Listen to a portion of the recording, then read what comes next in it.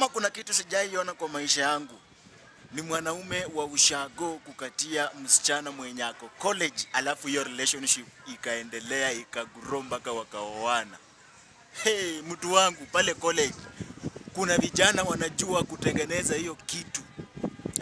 Kuna wale tu wako kwa nyumba na sukuma tu na unga kwa ndoo, mtu wangu, wanakulindia huyo bibi. Ati wewe huko tu ushago, kazi yako ni kulima tu nduma huko, hujaenda hata shule, uliwajia class 4.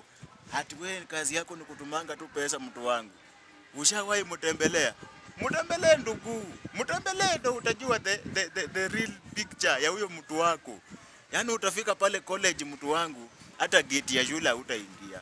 Nakwambia hata ukienda pale kwa plot kwenye anaishi, utaitiwa security. Kama utapigiwa nduru ati mwizi, my friend, sitakuwa sijui. Hata kuja kwa nyumba yako unamnukia jasho na kuna mtu huko amepiga marasha, anaenda lesson moja mara moja kwa siku, alafu anakuja anatulia pale.